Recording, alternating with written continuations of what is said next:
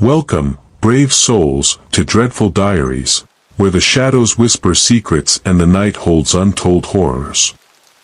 If you crave the thrill of the unknown, make sure to subscribe and join our community of fellow horror enthusiasts. Now, dim the lights, grab a blanket, and let's dive into our first tale of terror. Emily sat on the edge of her bed, staring blankly at her phone. It had been 6 months since the accident that took Jake from her, and the ache in her heart felt as fresh as the day she lost him. The world had moved on, but she felt stuck in a loop of grief, replaying memories of their time together like a broken record. As she scrolled through her messages, a notification popped up, a new text from Jake's number. Her heart raced. It had to be a mistake. She opened the message, her hands trembling. The text read, "I'm sorry. I didn't mean for it to end this way. You need to know the truth." Emily's breath caught in her throat. She blinked, hoping it was a cruel joke or a glitch in the system. But the message was real. She typed back, her fingers shaking, "Jake. Is this really you?" The response came almost immediately, "Yes. Please, listen to me. I need you to find the truth. It's not what you think." Confusion and fear washed over her. How could this be happening? She had seen Jake's lifeless body, had buried him just weeks ago. Yet, the message felt so real, so urgent. She hesitated, then typed, "What truth?" The reply was chilling, "The night of the accident. I wasn't alone. You need to go to the old warehouse. It's all there." Emily's heart raced. The old warehouse was a place they had visited together, a crumbling structure on the outskirts of town that had once been a factory. It was a place of memories, laughter, and dreams. But it was also a place that held secrets, and now it seemed to be calling her back. With a mix of dread and determination, she grabbed her jacket and headed out. The sun was setting, casting long shadows across the streets as she drove to the warehouse. The familiar sight of the dilapidated building sent a shiver down her spine. She parked her car and stepped out, the air thick with tension. As she approached the entrance, she felt a chill run through her. The door creaked open, revealing a dark interior filled with dust and debris. She hesitated, but the urgency of Jake's message propelled her forward. "I'm doing this for you," she whispered to herself. Inside, the air was stale, and the only sound was the echo of her footsteps. She made her way through the maze of rusted machinery and broken windows, her heart pounding in her chest. Suddenly, her phone buzzed again. Another message from Jake, "Look for the box. It's hidden where we used to play." Emily's mind raced as she recalled their childhood games in the warehouse. They had built a fort out of old crates, a sanctuary from the world. She hurried to the back of the building, her pulse quickening as she searched for the spot. There it was, a stack of crates, slightly askew. She pushed them aside, revealing a small, weathered box. With trembling hands, she opened it, revealing a collection of old photographs, letters, and a small notebook. As she flipped through the pages, her heart sank. The notebook contained Jake's handwriting, detailing his fears and suspicions in the weeks leading up to the accident. He had been investigating something dangerous. The letters were from a woman named Sarah, warning him to stop digging.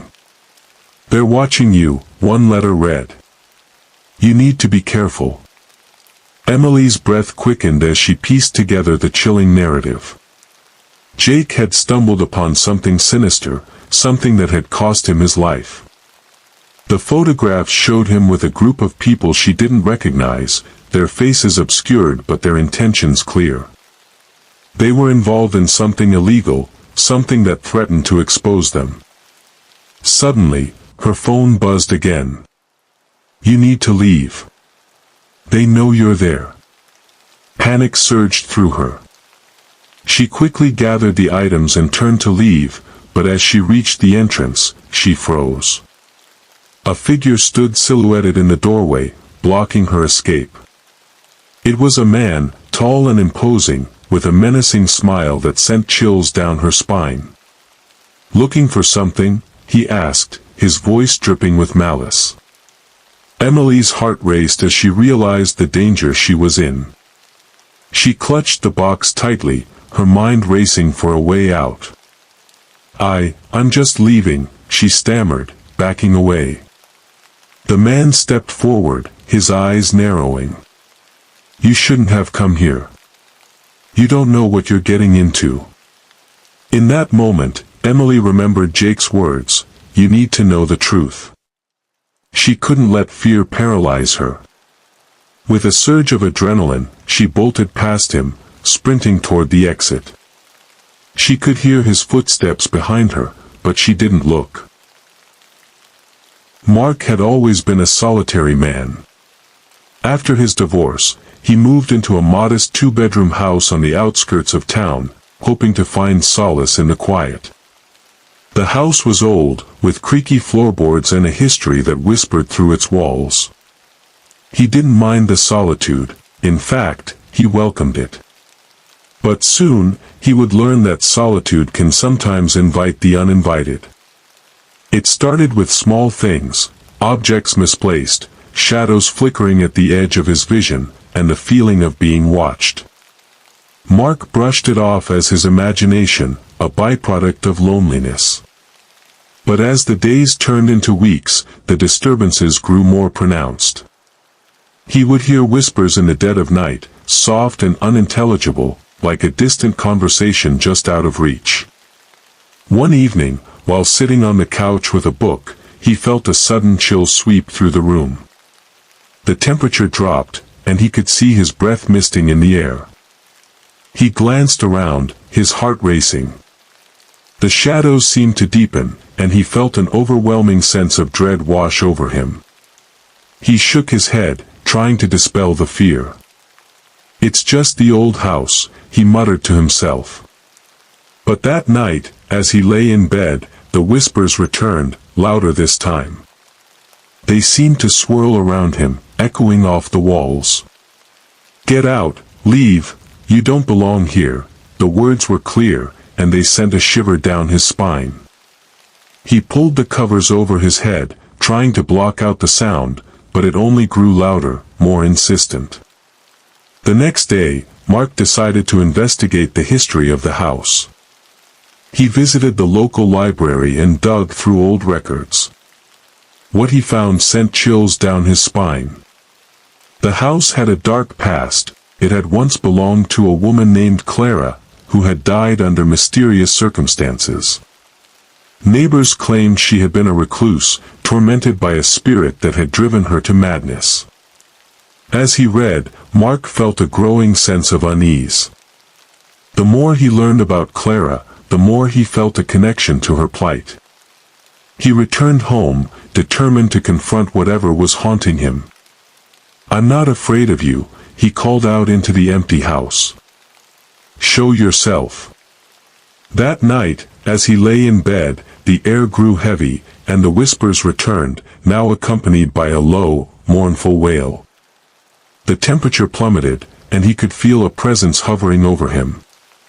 He opened his eyes to see a figure standing at the foot of his bed, a woman, her face pale and gaunt, her eyes filled with sorrow and rage. "Why are you here?" she hissed, her voice echoing in the darkness. "You shouldn't have come back." Mark's heart raced as he tried to comprehend the apparition before him. "I didn't mean to disturb you.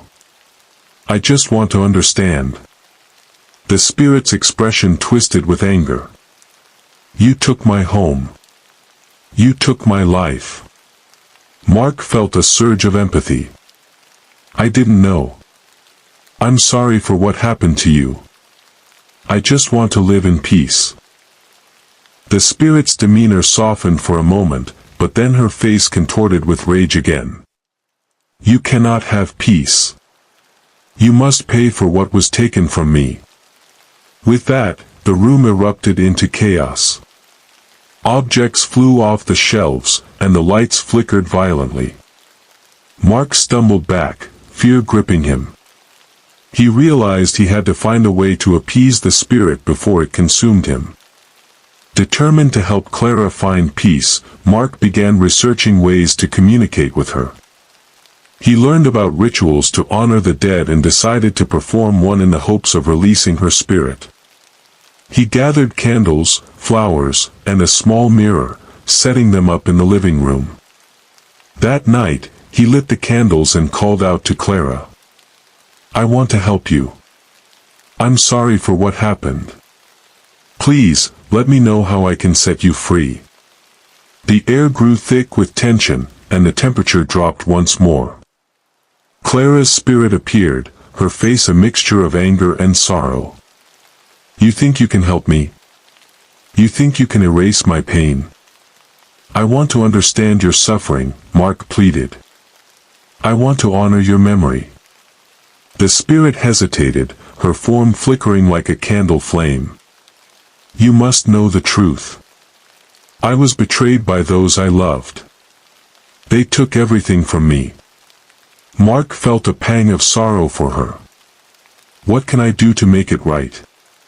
"Find the truth," she whispered, her voice barely audible. "Uncover the betrayal. Only then will I be free." With that, she vanished, leaving Mark alone in the dim light of the candles. He spent the next few days digging deeper into Clara's past, uncovering a web of deceit. Lila had always prided herself on being a good neighbor. She waved to everyone on her street, baked cookies for new families, and organized block parties. But when the house next door was sold to a reclusive man named Thomas, her friendly demeanor was met with silence. Thomas rarely left his home, and when he did, he kept his head down, avoiding eye contact. His dark, unkempt hair and shadowy figure only added to the air of mystery that surrounded him. At first, Lila respected his privacy. But as the weeks turned into months, her curiosity morphed into obsession. She found herself watching him from her window, trying to catch a glimpse of his life. She noticed the way he tended to his garden late at night, the way he would sit on his porch, staring into the distance as if lost in thought. There was something about him that intrigued her, something that felt both tragic and dangerous. One evening, Lila decided to take a walk to clear her mind. As she strolled past Thomas's house, she noticed the front door slightly ajar. Her heart raced with a mix of excitement and apprehension. Should she knock? Should she just walk away? But her curiosity got the better of her. She approached the door and called out, "Hello? Is anyone home?" There was no response, but the door creaked open wider. Lila hesitated, then stepped inside.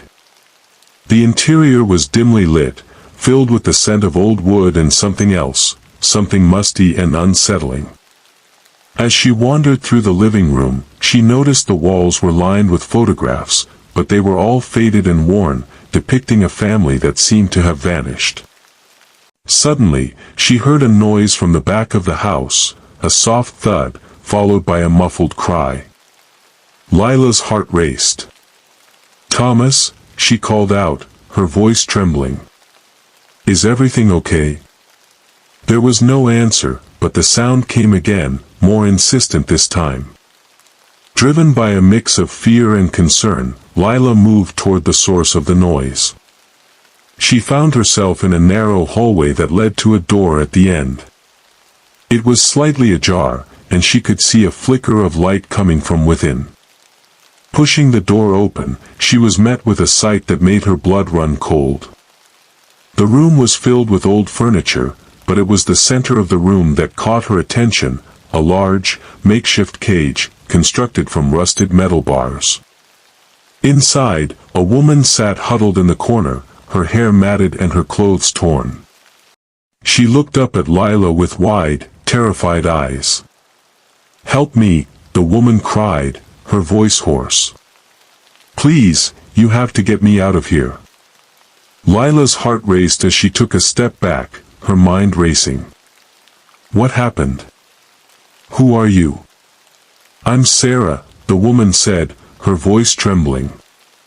"I was taken by Thomas. He said he was protecting me, but he's not. He's dangerous." Just then, Lila heard footsteps approaching from behind her. Panic surged through her. She had to act quickly. "Stay quiet," she whispered to Sarah, then turned to face the door, her heart pounding in her chest. Thomas stood in the doorway, his expression unreadable. "What are you doing here?" he asked, his voice low and menacing. I was just looking for you," Lila stammered, trying to keep her composure. "I thought I heard something." His eyes narrowed, and Lila could see the tension in his body. "You shouldn't be here. This is private." Lila's mind raced. She had to distract him. "I was just wondering if you needed help with your garden," she said, forcing a smile.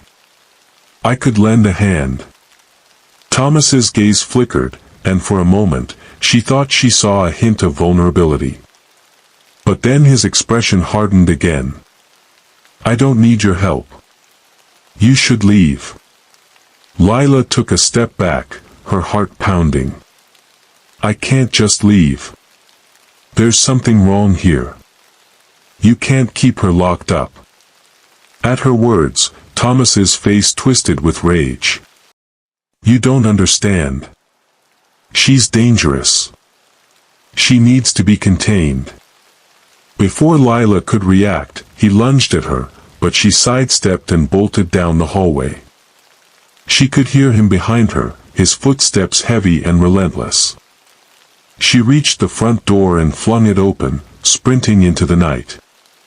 Lila didn't stop running until she reached her house, her heart racing and her mind spinning. She had to tell someone, she had to save Sarah. But who would believe her?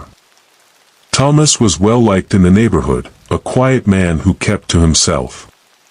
She needed proof. Ethan had always been a creature of habit. Every Friday night, he would unwind after a long week at work by visiting his favorite bar, the Rusty Nail. It was a cozy place, filled with the warm glow of dim lights and the sound of laughter. He would order a whiskey, chat with the bartender, and enjoy the company of friends. But one Friday night, everything changed. As Ethan entered the bar, he felt an unusual chill in the air. The usual crowd was there, but something felt off. The laughter seemed forced, and the conversations were punctuated by nervous glances. He shrugged it off, ordering his drink and settling into his usual spot at the bar. As the night wore on, Ethan noticed a woman sitting alone in the corner, her eyes darting around the room. She looked familiar, but he couldn't place her. He felt an inexplicable urge to approach her. "Hey, is everything okay?" he asked, taking a seat beside her. She looked at him, her expression a mix of fear and desperation. "You need to leave. You don't belong here," she whispered urgently. Before he could respond, the lights flickered, and the bar fell silent. A loud crash echoed from the back, followed by a scream. Panic erupted as people scrambled for the exits. Ethan's heart raced as he turned to the woman, but she was gone. He felt a sudden jolt, and everything went black. Ethan awoke in his bed, drenched in sweat. Confused, he glanced at the clock. It was still Friday night. He shook his head, thinking it was just a bad dream. He got up, determined to head to the Rusty Nail again, hoping to shake off the eerie feeling. As he entered the bar, the same chill washed over him. The same crowd was there, and the same woman sat in the corner, her eyes wide with fear. "You're back," she said, her voice trembling. "You need to leave." Before he could ask her what she meant, the lights flickered again, and the crash echoed from the back. The same panic ensued, and once more, Ethan felt the world around him dissolve into darkness. When he awoke again, it was Friday night. This time, he was filled with dread. He rushed to the bar, desperate to find the woman. "What's happening?" he demanded as he approached her. "Why do I keep reliving this night?" "You have to listen to me," she said, her voice urgent. "There's something wrong with this place.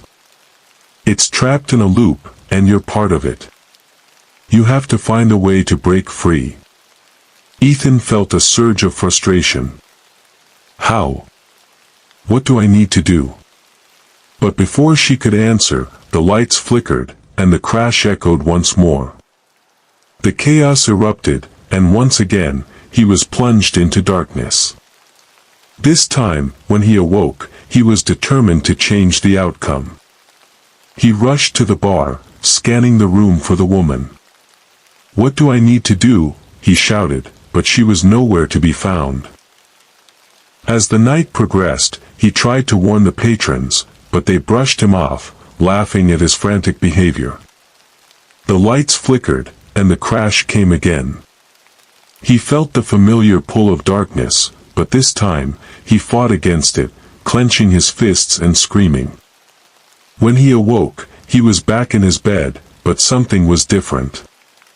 The clock read 3 a.m., and he felt a sense of urgency. He had to find a way to break the loop.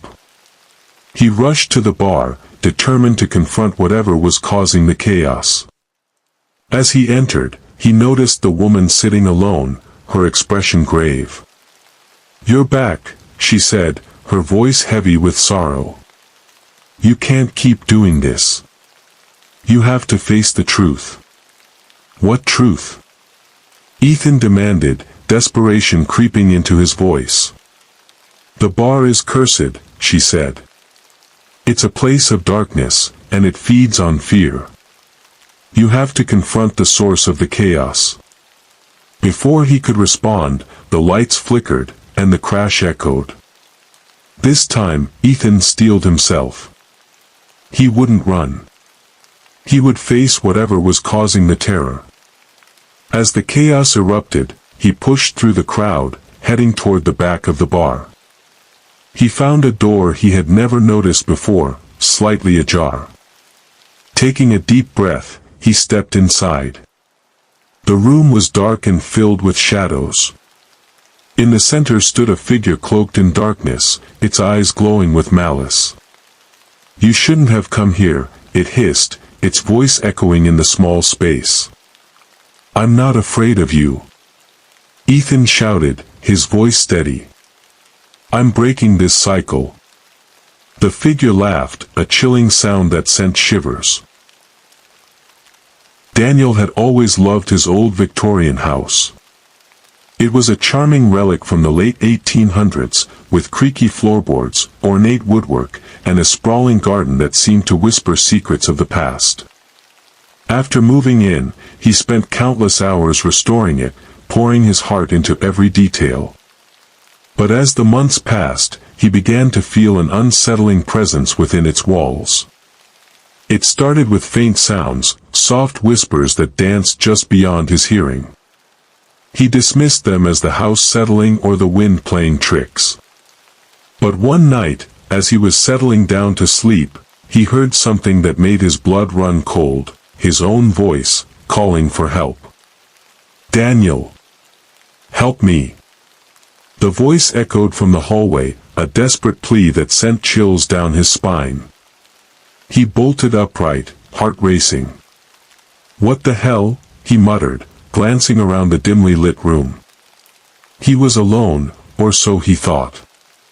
He got out of bed, his feet cold against the wooden floor, and crept toward the hallway.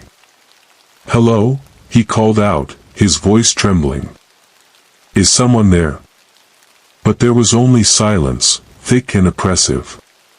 The next night, as he tried to shake off the lingering fear, he heard it again. "Daniel! Help me!" This time, it came from the kitchen. He rushed in, but the room was empty, the only sound the ticking of the clock on the wall. He felt a wave of nausea wash over him. Was he losing his mind? Determined to find the source of the voice, Daniel began to investigate. He spent hours searching the house, checking every nook and cranny, but found nothing. The voice continued to haunt him, calling out from different rooms at different times, always pleading for help. It was as if he were being taunted by a twisted echo of himself. One evening, after a particularly long day at work, he returned home to find the house eerily quiet. He dropped his bag by the door and headed to the kitchen to make dinner. As he chopped vegetables, he heard it again, this time coming from the basement. "Daniel! Help me!" His heart raced as he stood frozen, knife in hand. The basement was dark and foreboding, a place he had avoided since moving in. But the voice was insistent, filled with desperation. "Help me!" With a deep breath, he set the knife down and made his way to the basement door. The wooden stairs creaked beneath his weight as he descended into the darkness. The air was thick and musty, and he could barely see anything. He fumbled for the light switch, and when the bulb flickered to life, he was met with a sight that made his stomach churn. The basement was cluttered with old furniture, boxes, and dust-covered relics of the past. But in the corner, he saw something that made his heart stop, a mirror, cracked and covered in grime. As he approached it, the voice called out again, more frantic than ever. "Daniel! Help me!" He stared into the mirror, and for a moment, he thought he saw a figure behind him. He spun around, but there was nothing there. The voice echoed again, and he realized it was coming from the mirror itself. "Help me! You have to help me!" Panic surged through him. "What do you want?" he shouted, his voice trembling. "Who are you?" The reflection in the mirror shifted, and he saw himself, but it was a distorted version, haggard, desperate, eyes wide with fear. "You have to break the cycle," the reflection pleaded. "You're trapped, just like me. You have to find the truth." Daniel's mind raced. "What truth? What do you mean?" "The house, it holds secrets. You need to uncover them before it's too late," the reflection urged, its voice echoing in the small space. Suddenly, the lights flickered, and the basement plunged into darkness. Daniel felt a cold breeze sweep through the room, and he could hear the whispers again, swirling around him like a storm. "Help me! Help me!" they cried, overlapping and chaotic. He stumbled back, heart pounding, and in that moment, he remembered the old journal he had found in the attic when he first moved in. It belonged to the house's previous owner, a woman named Margaret who had mysteriously disappeared years ago. He had dismissed it as mere ramblings, but now he felt a pull to revisit it. Rushing back upstairs, he grabbed the journal and flipped through the pages, searching for anything that might explain the voice. As he read, he discovered that Margaret had been tormented by a dark presence in the house, a malevolent force that had driven her to madness. The last entry was chilling. "I can hear it calling to me. I fear I will not escape its grasp." Maggie had always been drawn to the charm of antiques. There was something about the stories they held, the lives they had touched, that fascinated her. So, when she stumbled upon a quaint little shop tucked away in a narrow alley, she couldn't resist stepping inside. The air was thick with the scent of aged wood and dust, and the dim light cast shadows over the myriad of items that filled the shelves. As she browsed, her eyes landed on a small, ornate box made of dark mahogany. Intricate carvings adorned its surface, depicting scenes of nature and mythical creatures. It was beautiful, but there was something unsettling about it, a sense of foreboding that made her hesitate. Still, she felt an inexplicable pull toward the box, as if it were calling to her. "Ah, I see you found the music box," the shopkeeper said, emerging from the shadows. His voice was low and gravelly. "It's quite special, but be warned, it has a history." "What kind of history?" Maggie asked, intrigued. The shopkeeper's expression darkened. "It's said to bring misfortune to those who possess it. Many have reported strange occurrences after bringing it home. But if you're drawn to it, perhaps it's meant for you." Maggie brushed off his warning, dismissing it as mere superstition. She purchased the box, excited to add it to her collection. As she left the shop, she felt a thrill of anticipation. Little did she know, her life was about to take a dark turn. That night, she placed the music box on her bedside table, admiring its craftsmanship. As she wound the key and opened the lid, a haunting melody filled the room. The notes danced through the air, wrapping around her like a warm embrace. But as the music played, she felt a chill creep down her spine. Shadows flickered at the edges of her vision, and a sense of unease settled in her chest. Over the next few days, strange things began to happen. It started with small incidents. Her keys would go missing, her phone would ring with no one on the other end, and she would hear whispers in the dead of night. Maggie brushed them off as coincidences, but the feeling of dread grew stronger. One evening, as she prepared dinner, she heard the music box playing on its own. Confused, she rushed to the bedroom, but the box was closed, the key still in her pocket. The melody echoed eerily, filling the house with an unsettling energy. She felt a cold breeze sweep through the room, and the lights flickered ominously. "Stop it," she shouted, her voice trembling. "This isn't funny." But the music continued, growing louder and more frantic. Suddenly, the box flew open, and the melody warped into a cacophony of discordant notes. Maggie stumbled back, fear gripping her heart. She could feel a presence in the room, dark and suffocating. That night, she barely slept, haunted by nightmares of shadowy figures and whispers that echoed her name. Each day brought new misfortunes. Her car broke down, she lost her job, and her relationships began to crumble. Friends stopped returning her calls, and she felt increasingly isolated. Desperate for answers, Maggie returned to the antique shop, hoping the shopkeeper could help her. As she entered, the familiar scent of dust and wood enveloped her, but the shop felt different, darker, more oppressive. The shopkeeper looked up, his expression grave. "You've brought it home, haven't you?" he asked, his voice low. "Yes," Maggie replied, her voice shaking. "It's causing chaos in my life. I need to know how to stop it." He sighed, his eyes filled with sympathy. "The music box is cursed. It was once owned by a woman who dabbled in dark magic. She used it to trap the souls of those who wronged her. It feeds on despair and misfortune. To break the curse, you must return it to its original place."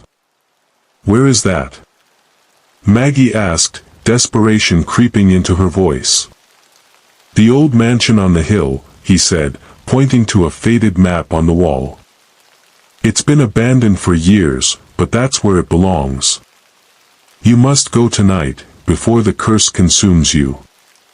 With a heavy heart, Maggie left the shop, clutching the music box tightly. The mansion loomed in the distance, its silhouette dark against the night sky. As she approached, the air grew colder, and the shadows seemed to writhe around her. Inside, the mansion was a labyrinth of dust and decay. She navigated through the crumbling rooms, guided by an instinct she couldn't explain. Finally, she found herself in a grand parlor, the walls lined with faded portraits of the woman who had once owned the music box. Maggie placed the box. Mark had always been fascinated by the history of his home. The old Victorian house, with its creaky floorboards and ornate woodwork, had been built in the late 1800s. When he moved in, he found remnants of the past, old letters tucked away in drawers, faded wallpaper, and even a few pieces of furniture that seemed to have stories of their own. But nothing intrigued him more than the dusty box he discovered in the attic one rainy afternoon. The box was small and unassuming, covered in cobwebs and grime. Inside, he found a collection of old photographs, yellowed with age. As he sifted through them, he marveled at the faces of people long gone, their smiles frozen in time. But one photograph caught his eye, a black and white image of his house taken from the street. It was dated 1923, and the details were strikingly clear.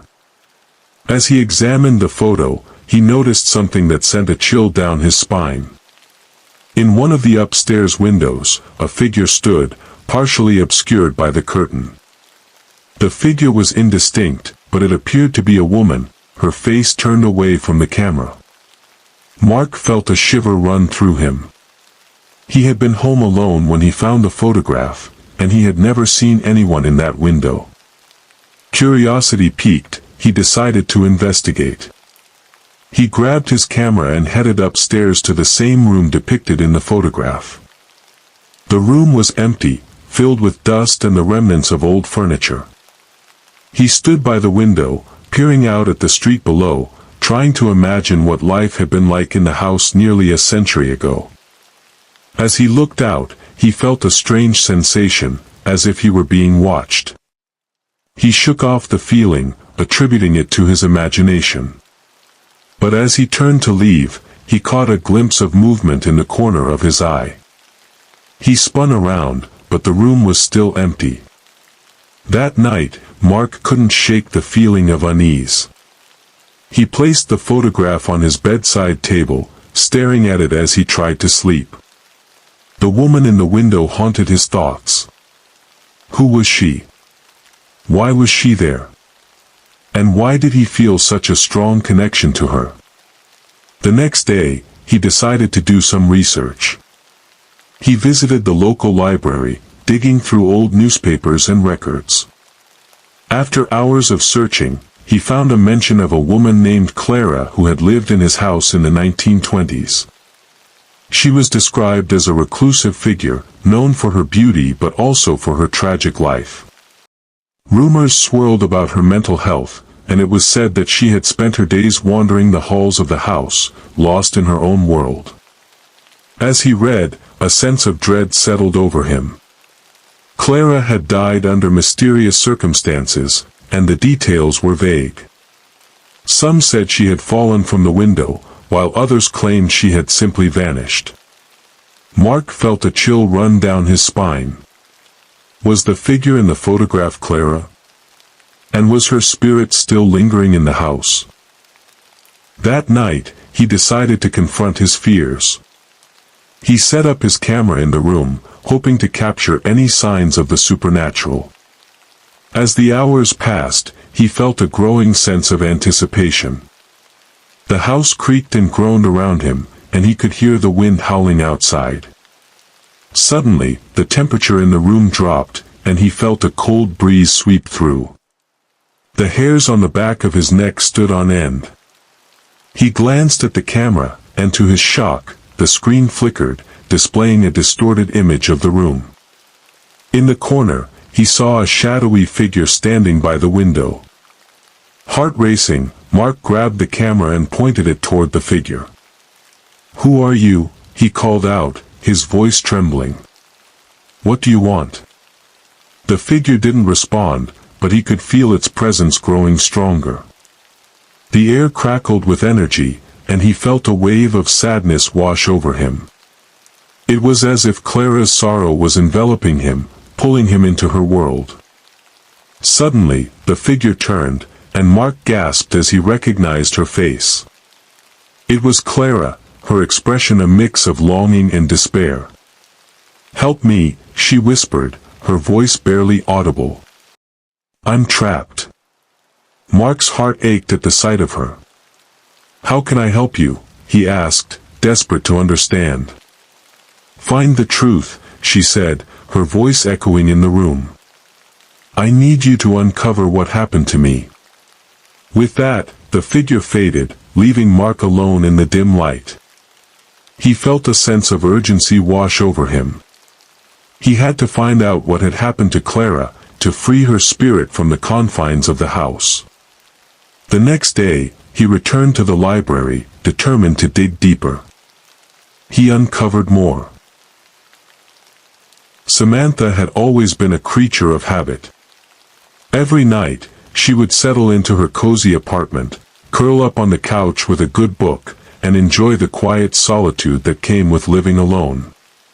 But lately, an unsettling feeling had crept into her routine. It started with a sense of being watched, a prickling sensation that crawled up her spine whenever the sun dipped below the horizon. At first, she dismissed it as paranoia. After all, she lived in a safe neighborhood, and her apartment was her sanctuary. But as the nights wore on, the feeling intensified. She would often glance over her shoulder, convinced that someone was lurking in the shadows. The sensation was so strong that she found herself leaving the lights on, even when she went to bed. One particularly restless night, Samantha decided to investigate. She had just finished reading a chapter when she felt that familiar chill wash over her. The hairs on the back of her neck stood on end, and she couldn't shake the feeling that someone was watching her. She stood up, heart racing, and began to search her apartment. She checked the windows and doors, ensuring they were locked tight. She peered into the dark corners of her living room, but nothing seemed out of place. Just as she was about to dismiss her fears and return to her book, she noticed something glinting in the dim light. It was a small, black object partially hidden behind a potted plant on her bookshelf. Curiosity piqued, she approached the shelf and pulled the object into the light.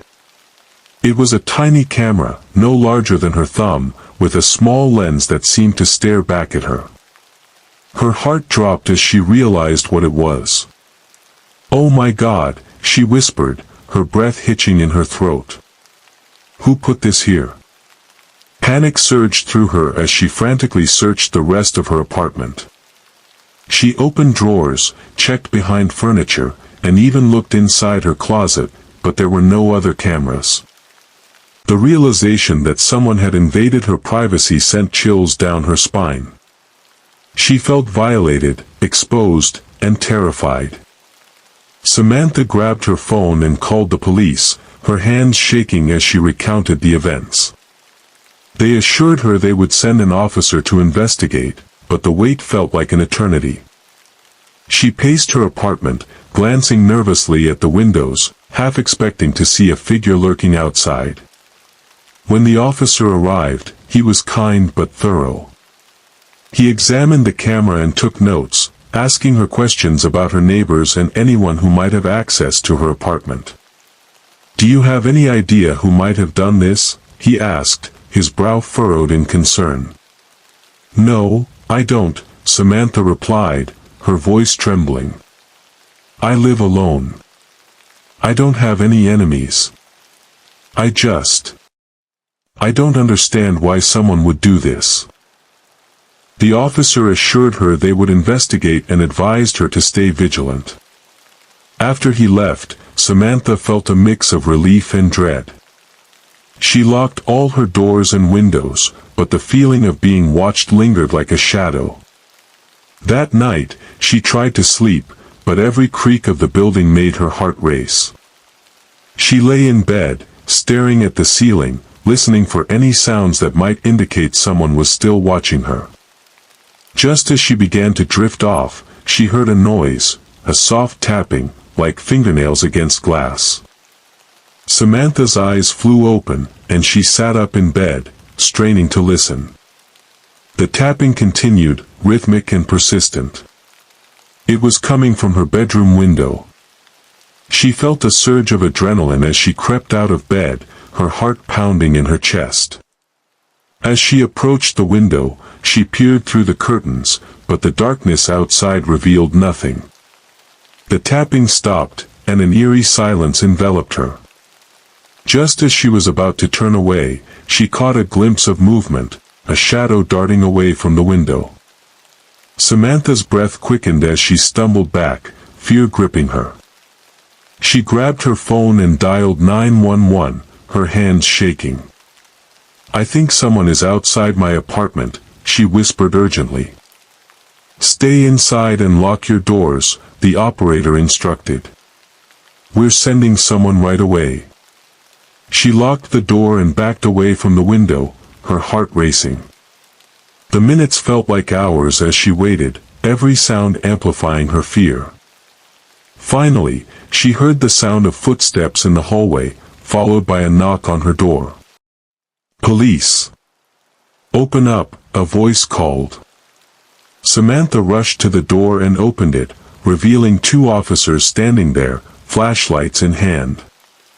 "What's going on?" one of them asked, concern etched on his face. "I heard tapping on my window, and I saw someone outside," she exclaimed, her voice trembling. The officers exchanged glances and quickly moved to check the perimeter of the building. Samantha watched anxiously. Emily and Jake had always dreamed of living in a modern smart home. When they finally found the perfect house equipped with the latest technology, they were thrilled. The house was a marvel of convenience, lights that turned on with a voice command, a thermostat that adjusted to their preferences, and a security system that could be monitored from anywhere. It felt like living in the future. At first, everything worked seamlessly. They enjoyed the ease of controlling their home with simple commands. But as the weeks went by, strange things began to happen. It started with minor glitches, lights flickering unexpectedly, the thermostat changing settings on its own, and the smart speaker playing music at odd hours. They brushed it off as typical tech hiccups, but soon, the disturbances escalated. One night, as they settled down to watch a movie, the lights began to dim and brighten erratically. "Did you do that?" Emily asked, glancing at Jake, who shook his head. "No, I thought you did." The lights flickered again, and the smart speaker crackled to life. "Play your favorite song," it announced in a distorted voice. They exchanged uneasy glances. "That's not funny," Jake said, his voice low. The speaker continued, "I see you." The couple froze, their hearts racing. "What the hell?" Emily whispered, her eyes wide with fear. Jake jumped up and unplugged the speaker, but the disturbances didn't stop. The next morning, they found the front door wide open, even though they were sure they had locked it the night before. The security system had sent them a notification, but when they checked the logs, there was no record of anyone entering or exiting. As the days passed, the occurrences grew more sinister. The couple began to hear whispers echoing through the house, soft and unintelligible, but always just out of reach. Shadows flitted across the walls, and they often felt a cold breeze sweep through the rooms, even when the windows were closed. One evening, while Jake was in the kitchen preparing dinner, Emily was in the living room scrolling through her phone. Suddenly, the lights went out completely, plunging the house into darkness. "Jake," she called out, her voice trembling. "Can you check the circuit breaker?" There was no response. Panic surged through her as she got up and made her way to the kitchen. The moment she stepped inside, the lights flickered back on, illuminating Jake standing frozen in front of the stove, his eyes wide with terror. "Jake, what's wrong?" she asked, her heart racing. He pointed to the smart display on the wall, which was flashing erratically. It just showed a face," he stammered. "A woman's face." I swear, Emily." Before she could respond, the lights flickered again, and the temperature in the room dropped. The air felt heavy, charged with an unseen energy. The smart speaker crackled back to life, its voice now low and menacing. "You shouldn't have come here," it hissed. Emily's breath caught in her throat. "What do you want?" she shouted, her voice shaking. "Leave, or suffer," the voice replied, echoing through the kitchen. In a panic, Jake grabbed Emily's hand, and they rushed to the front door, but it wouldn't budge. It felt as if something was holding it shut. "We need to get out of here," Emily cried, pulling at the handle, but it was as if the house itself was resisting them. Suddenly, the lights went out again, and they were plunged into darkness. The whispers grew louder, swirling around them like a storm. "Get out! Get out!" they cried, echoing in their ears. With a surge of adrenaline, Jake kicked the door, and it finally swung open. They stumbled out into the night, gasping for breath. The cool air felt like a balm against their panic. They ran to their car, fumbling with the keys as they glanced back at the house, which loomed ominously in the darkness. "Drive. Just drive," Emily urged, and Jake started the engine, peeling away from the house. As they sped down the street, they could see the lights flickering in the windows, as if the house were alive, watching them leave. They spent the night at a nearby hotel, shaken and terrified. The next day, they returned to the house with a plan. They would confront whatever was haunting them. They called in a paranormal investigator, hoping to uncover the truth behind the malevolent presence. The investigator arrived with an array of equipment, EMF detectors, cameras, and audio recorders. As they began their investigation, the atmosphere in the house felt charged, as if the very walls were alive with energy. "Let's see what we can find," the investigator said, leading them through the rooms. As they moved from room to room, Mark had always been a creature of routine. Every Friday evening, he would come home from work, order takeout, and settle in for a night of binge-watching his favorite shows. It was a simple life, but it suited him just fine. However, one Friday night, everything changed. As he returned home, he noticed a small package sitting on his doorstep. It was unmarked, with no return address, and it looked as if it had been there for a while.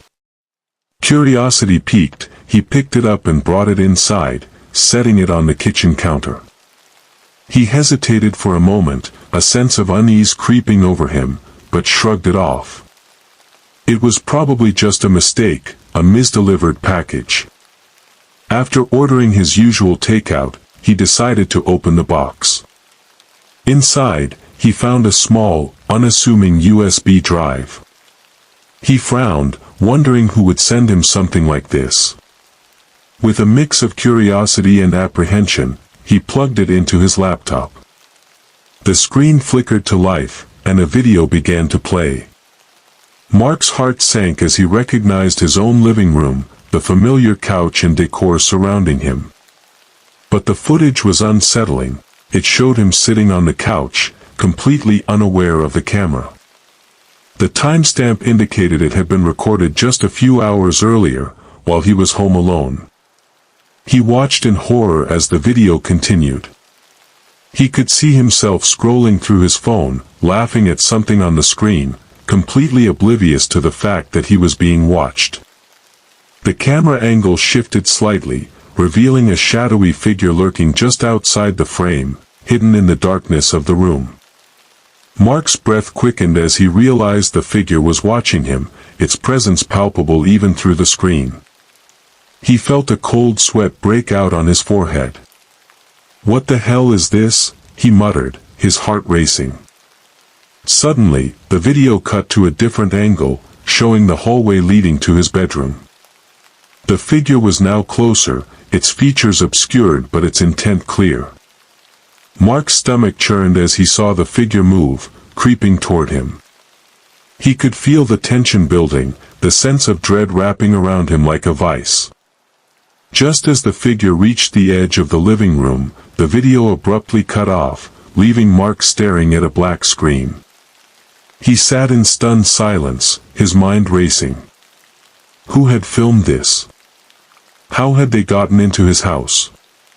Panic surged through him as he realized he was not alone.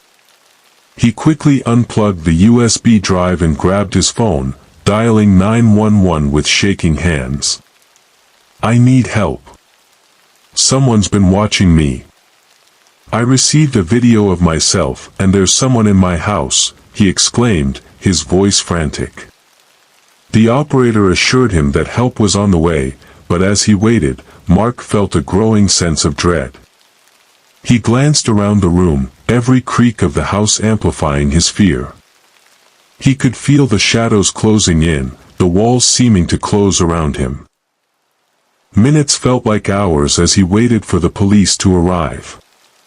He paced the living room, trying to calm himself, but the feeling of being watched was overwhelming. Just then, he heard a noise, a soft thud coming from the hallway. His heart raced as he turned to face the sound. "Hello?" he called out, his voice trembling. "Is anyone there?" Silence answered him, but the feeling of dread only intensified. He grabbed a kitchen knife, his hands shaking as he held it in front of him. The shadows seemed to deepen, and he could feel a presence lurking just beyond his sight. Suddenly, the front door burst open, and two police officers rushed in, their flashlights cutting through the darkness. "Mark! Are you okay?" one of them shouted. "I'm in here," he called back, relief flooding through him as they entered the living room. He quickly explained the situation, showing them the USB drive and the video. The officers exchanged glances, their expressions serious. "We need to check the house," one of them said, moving cautiously toward the hallway. The other officer stayed with Mark, keeping a watchful eye on him. As they searched the house, Mark felt a mix of fear and hope. Maybe they would find the intruder, maybe they would put an end to this nightmare. But as the minutes passed, the officers returned, shaking their heads. "There's no one here, Mark," the first officer said, his brow furrowed. "But we'll take the video and investigate. We'll need to check for any signs of forced entry." Mark felt a wave of frustration wash over him. "But I saw someone." "I know I did," he insisted, his voice rising. "We understand, but it's possible it was just a prank or a glitch," the officer replied, trying to reassure him. "We'll do our best to find out who." In the quaint town of Eldridge Hollow, nestled between rolling hills and dense forests, stood an old Victorian house that had been in the Hawthorne family for generations. It was a grand structure, with intricate woodwork and a sprawling garden, but it had always been shrouded in an air of mystery. When Clara Hawthorne inherited the house from her late grandmother, she felt a mix of excitement and trepidation. She had fond memories of summer visits, but the house had a way of making her feel uneasy. As Clara settled into her new home, she began to notice strange occurrences. At first, it was just the creaking of the floorboards or the rustling of the curtains when there was no breeze. But soon, she began to hear whispers, soft, unintelligible murmurs that seemed to emanate from the very walls of the house. At night, as she lay in bed, the whispers grew louder, weaving through her dreams like a haunting melody. Determined to uncover the source of the whispers, Clara spent her days exploring the house. She discovered hidden compartments in the walls, filled with dusty old letters and photographs. Each letter told a story of love, betrayal, and loss, revealing a tapestry of her family's history that had been long buried. The whispers seemed to grow more distinct as she pieced together the fragments of her ancestors' lives. One evening, as the sun dipped below the horizon, Clara sat in the dim light of the parlor, surrounded by the remnants of her family's past. The whispers intensified, coalescing into a single voice, a woman's voice, filled with sorrow. "Help me," it pleaded, echoing through the room. Clara's heart raced as she realized the voice belonged to her great-grandmother, Eliza, a woman she had only known through faded photographs and whispered family tales. Eliza had been a vibrant woman, known for her beauty and kindness, but her life had been marred by tragedy. Clara learned that Eliza had fallen in love with a man deemed unsuitable by her family. Their love had been a secret, hidden away like the letters Clara had found. When Eliza's family discovered the truth, they had forced her to marry another man, a cruel and controlling figure who had ultimately driven her to despair. As Clara delved deeper into the whispers, she uncovered the truth about Eliza's fate. The whispers revealed that Eliza had never truly left the house. Her spirit lingered, trapped by the pain of her unfulfilled love and the secrets that had bound her. Clara felt a deep connection to her great-grandmother, understanding the weight of the family's history and the burden of silence that had been passed down through generations. Determined to set Eliza's spirit free, Clara sought the help of a local historian, Mrs. Thompson, who had spent years researching the Hawthorne family. Together, they pieced together the final chapter of Eliza's story. Clara learned that Eliza had written a letter to her true love on the eve of her wedding, a letter that had never been delivered. With Mrs. Thompson's guidance, Clara decided to hold a small ceremony in the garden, where Eliza had once dreamed of a life filled with love. On the night of the ceremony, Clara lit candles and placed flowers at the base of an ancient oak tree. As she read Eliza's letter aloud, the whispers grew softer, almost reverent. Clara felt a warm breeze envelop her, and for a moment, she could almost see her great-grandmother standing beside her, a serene smile on her face. "Thank you," the voice whispered, now filled with peace. Clara felt a weight lift from her shoulders, as if the house itself sighed in relief. The whispers faded into silence, leaving behind a profound sense of closure. In the days that followed, the atmosphere in the house shifted. The oppressive weight of secrets had been lifted, replaced by a sense of warmth and belonging. Clara found comfort in the stories of her family, embracing both the light and the dark. The whispers had guided her to a deeper understanding of her roots, and in doing so, had allowed her great-grandmother to finally rest. As Clara continued to live in the old Victorian house, she often felt a gentle presence beside her, a reminder of the love that had once flourished within its walls. The whispers had transformed from haunting echoes into a soft, reassuring hum, a testament to the enduring bond of family and the power of truth. In the heart of Eldridge Hollow, the Hawthorne legacy lived on, no longer shrouded in darkness, but illuminated by the light of understanding and love. In the heart of a bustling city, nestled between modern skyscrapers, stood an old brownstone that had seen better days. It was a relic of a bygone era, with its ornate moldings and creaky wooden floors. When Sarah Thompson inherited the house from her estranged aunt, she felt a mix of curiosity and apprehension. She had only visited a few times as a child, and the memories were hazy, overshadowed by the whispers of family secrets that had long been buried. As Sarah began to renovate the house, she stumbled upon a locked door in the basement, hidden behind a stack of dusty boxes. The door was old and weathered, with intricate carvings that hinted at a time when craftsmanship was revered. Intrigued, she searched for a key but found nothing. The door seemed to call to her, a silent promise of secrets waiting to be uncovered. Days turned into weeks, and Sarah's curiosity grew. She could hear the faintest sounds coming from behind the door, whispers, perhaps, or the rustling of fabric. It was as if the room was alive, holding its breath, waiting for someone to unlock its mysteries. One evening, after a long day of work, Sarah decided to take matters into her own hands. Armed with a crowbar, she pried the door open, the hinges creaking in protest. The room was dark and musty, filled with the scent of damp earth and decay. As her eyes adjusted to the dim light, Sarah saw shelves lined with dusty books, strange artifacts, and jars filled with murky liquids. In the center of the room stood a large, circular table, its surface etched with symbols that sent a chill down her spine. It was a space that felt both sacred and sinister, a forgotten sanctuary of sorts.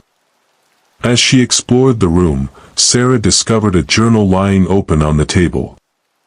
The pages were yellowed and brittle, filled with the elegant script of her aunt, Margaret. The entries detailed a descent into obsession, revealing that Margaret had been involved in the occult, drawn to the allure of dark rituals and ancient practices. Sarah's heart raced as she read about the rituals designed to summon spirits and harness their power, each entry more disturbing than the last. One entry caught her attention. It described a ritual meant to bind a spirit to the earthly realm, a desperate attempt to communicate with the dead. Margaret had been seeking answers about their family's past, hoping to uncover the truth behind a series of tragic events that had plagued their lineage. But as Sarah read on, it became clear that Margaret's obsession had taken a toll on her sanity. The final entry was a frantic scrawl, warning of the dangers of meddling with forces beyond comprehension. Suddenly, the air in the room grew heavy, and Sarah felt a cold breeze sweep past her.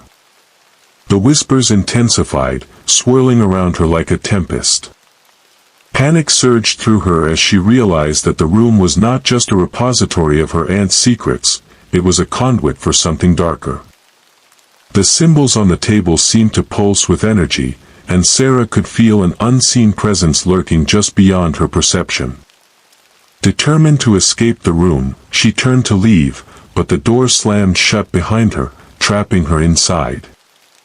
Heart pounding, she frantically searched for a way out, but the whispers grew louder, drowning out her thoughts. "Release us," they beckoned, a chorus of voices filled with longing and despair. Sarah's mind raced as she pieced together the fragments of her aunt's journal. The ritual had not been completed, and the spirits were restless, seeking release from their earthly bonds. With a surge of courage, Sarah returned to the table and began to decipher the symbols. She realized that she had to complete the ritual to free the trapped spirits and, in doing so, confront the darkness that had haunted her family for generations. Gathering her resolve, she lit candles that flickered to life, casting eerie shadows on the walls. She recited the incantation from the journal, her voice trembling but steady. As she spoke the final words, the room erupted in chaos. The air crackled with energy, and the whispers crescendoed into a deafening roar.